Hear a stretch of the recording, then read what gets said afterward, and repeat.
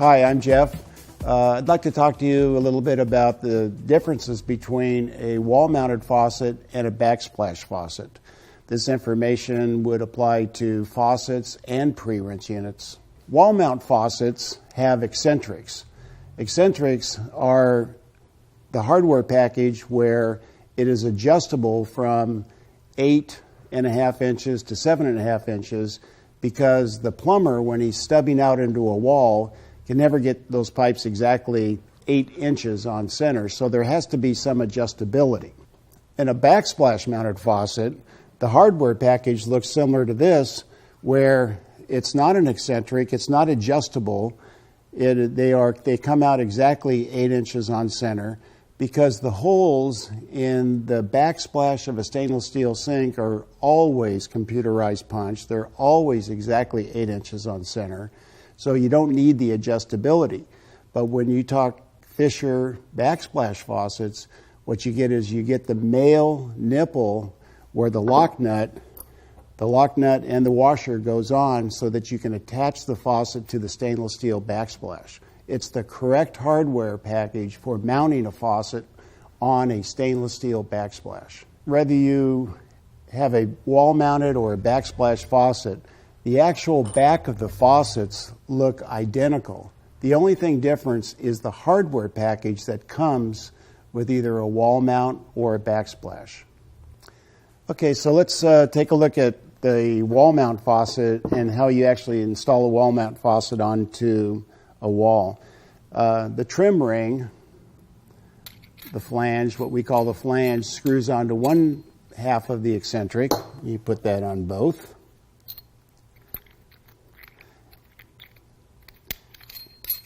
And screw them all the way down.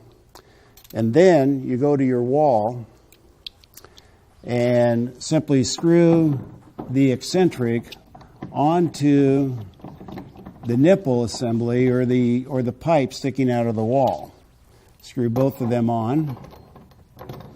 And you'd always want to use plumbing tape or plumbing putty to seal the threads. So with these eccentrics on, you can see that if you turn them one way or the other, they will actually go from about 7.5 inches all the way out to 8.5 inches. So with the eccentrics installed, the next thing we want to do is we want to install the 2 washers that come with it. No plumbing tape, no pipe sealant is required. You simply install the washers into the recessed area of the concentric, and then grab the body out of the faucet box, screw it on, and you notice that I've got this side screwed on, but this one doesn't line up. So all I really have to do is just bring this around until it lines up to be exactly 8 inches on center. If it screws all the way onto the eccentrics, you know you've done it right. Now what you want to do is you want to make sure that it is level. And then the last thing we do is bring the flange back all the way up against the wall, tighten it up, and we use a wrench, tighten up these nuts, and we've just installed the faucet on the wall. So what we want to do now is installing a swing spout faucet. What you do is that each faucet, it contains a little tube of lubrication, and what you do is you put the lubrication all over the O-rings. And this helps not only just slide the spout into the faucet body, but it also lubricates the O-rings and makes the swing spout apply or swing very easily. Line it up, straight up and down, it pops right in, and then you tighten down the spout nut. Check to make sure the valves work smoothly, and they do.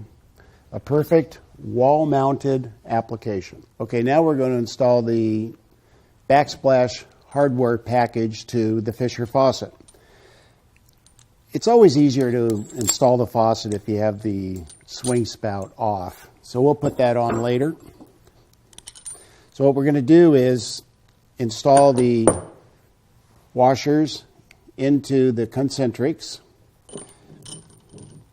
Install those onto the faucet body. Just screw them in nice and snug. Wanting to make sure that these washers stay onto the concentric and they don't drop out. And you can see that because they thread all the way in, so we know that they're secure. Then what we're going to do is put the flange onto the concentric, and we're going to want to screw those all the way down for installation. Later, what we'll do is we'll back those off and tighten them against the front of the stainless steel backsplash. But for right now, we'll just screw them all the way down. Now what we'll do is we'll take this faucet over and see if it fits in the holes.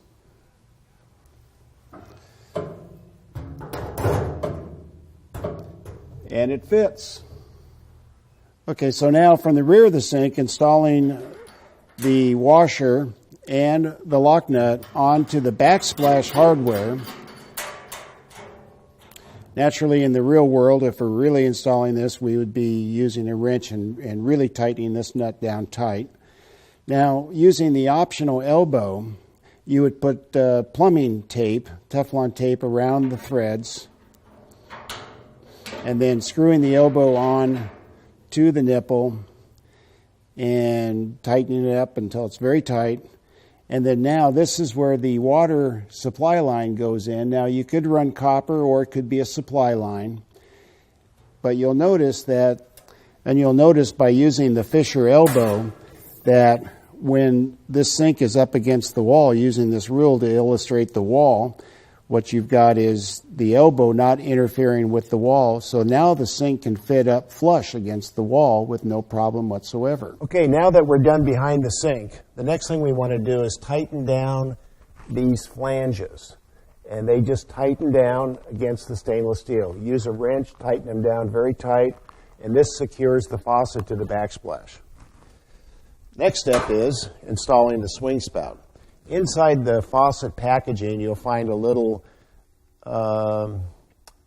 thing of lubrication. You put the lubrication all over the O-rings, get a lot of it on there, because the lubrication is going to help you install the spout, and it's also going to ensure that the spout will swing freely. When installing the spout, don't try to put it in on an angle. Come in vertical into it, and you can feel it go all the way to the bottom. Tighten down the spout nut. Ensure that the swing spout is free, swings free. Check your stems, make sure they're off. Turn the water on underneath the sink. And we've just installed a Fisher backsplash faucet. And that's the difference between a Fisher backsplash and a Fisher wall mount faucet or pre-rinse.